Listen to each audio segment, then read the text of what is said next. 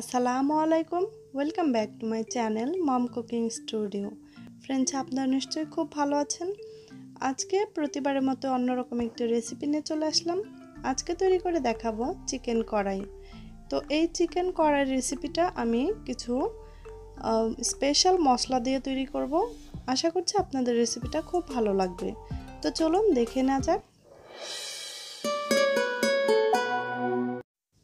তো চিকেন কড়াই তৈরি করার জন্য জিরা নিয়েছি, ধনিয়া নিয়েছি, গোলমরিচ এবং মৌরি, আর সাথে আছে শুকনো মরিচ।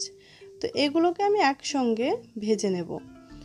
আর চুলার আঁচটা মাঝারি থেকেও একটু কমিয়ে দিয়ে তারপর এটা কিছুক্ষণ আমি ভেজে নেব। তো দেখুন ভেজে নেওয়াটা হয়ে গেছে, এবার এটাকে ব্লেন্ড করে নেব।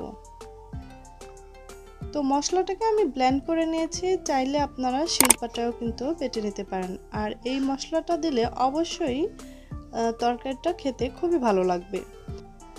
তো ফ্রাই প্যানে পর্যাপ্ত পরিমাণ তেল দিয়ে দিচ্ছি এলাচ এবং দারচিনি, শুকনো মরিচ এবং 1 চামচ পরিমাণ জিরা। তো এইগুলো দিয়ে আমি বেশ কিছুক্ষণ ভেজে নেব, আর এতে কিন্তু খুব সুন্দর একটি ফ্লেভার বের হয়।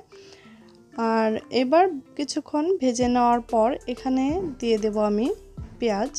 আমি এখানে 1 কাপ পরিমাণ পেঁয়াজ ব্যবহার করলাম। পেঁয়াজটাকে ভেজে ব্রাউন কালার করে নেব।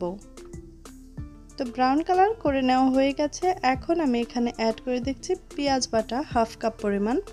তো এটাও কিন্তু কিছুক্ষণ ভেজে নেব, আর সাথে ভেজে নেব আদা রসুন বাটা। আমি এখানে 3 চামচ পরিমাণ আদা রসুন বাটা দিয়েছি।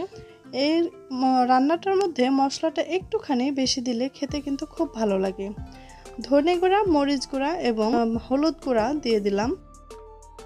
তো এগুলো দিয়েও কিন্তু কিছুক্ষণ আমি নেড়েচেড়ে ভেজে নেব। আর কিছুক্ষণ ভেজে নেওয়ার পর দেখতে পাচ্ছেন অনেকটাই ভেজে নেওয়া হয়ে গেছে। তো এবার এখানে আমি অ্যাড করে দিচ্ছি একটি টমেটো পেস্ট। একটি টমেটোকে আমি এভাবে পেস্ট করে নিয়েছি। আর দিয়ে দিচ্ছি বাদাম বাটা 2 টেবিল চামচ পরিমাণ। আর এখানে যাচ্ছে দই। আমি অল্প একটু টক দই দিয়ে দিলাম। এখানে খেতে কিন্তু খুব ভালো লাগবে এই টক দইয়ের কারণে। তো মশলাটাও খুব সুন্দর কষানো হবে এই টক দইটা দিলে। আর অল্প একটু পানি দিয়ে আমি এই সম্পূর্ণ মশলাগুলো কষিয়ে নেব। চুলার আঁচটা একটু কমিয়ে দিয়ে তারপর মশলাটাকে ভালো করে কষিয়ে নিতে হবে। মশলাটাকে কষিয়ে নেওয়া হয়ে গেছে। এখন আমি এখানে অ্যাড করে দিচ্ছি মুরগির মাংস। আমি এখানে 1 কেজি পরিমাণ মুরগির মাংস ভালো করে কেটে ধুয়ে নিয়েছি। এবার এই চিকেনটা দেওয়ার পর আমি আরও কিছুক্ষণ রান্না করে নেব। আর এবার কিন্তু কিছুক্ষণ রান্না করে নিতে হবে পানি ছাড়াই। দেখুন এমনিতেই মুরগির মাংস রান্না করলে অনেক পরিমাণ পানি চলে আসে। এই জন্য আমি এখানে ঝোল যতটুকু রাখবো ঠিক ততটুকু পানি এখানে দিয়ে দিলাম। আপনারা যদি ঝোলটা বেশি রাখেন সেই পর্যায়ে পানিটা একটু বেশি দিতে পারেন। তো দিয়ে দিলাম সেই মশলাগুলো যেগুলো আমি ব্লেন্ড করে নিয়েছিলাম। আর এখানে দিয়ে দেব কিছুটা কাঁচামরিচ। আপনারা ঝালটা পছন্দ মতো ব্যবহার করে নেবেন।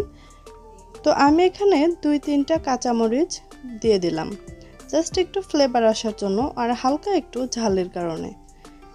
তো দেখুন ঢাকনা দিয়ে ঢেকে এবার রান্না করব 15 মিনিট। তো 15 মিনিট পর আমার রান্নাটা হয়ে গেছে। দেখতে পাচ্ছেন ঝোলটা আমি এরকম রেখেছি। আর এবার আমি আপনাদেরকে চুলাটা বন্ধ করে পরিবেশন করে দেখাচ্ছি। এটা রান্নাটা যতটা সহজ, খেতে কিন্তু খুবই সুস্বাদু। আশা করছি আজকের রেসিপিটা আপনাদের ভালো লেগেছে। যদি ভালো লেগে থাকে, আপনি যদি নতুন হয়ে থাকেন আমার চ্যানেলে, প্লিজ চ্যানেলটাকে সাবস্ক্রাইব করে পাশে থাকা ছোট্ট বেল বাটনটি ক্লিক করে নেবেন। আর অবশ্যই একটি লাইক দিয়ে যাবেন। আজকের মতো এখানেই বিদায় নিচ্ছি। সবাই খুব ভালো থাকবেন, আমাদের জন্য অবশ্যই দোয়া করবেন। আল্লাহ হাফেজ।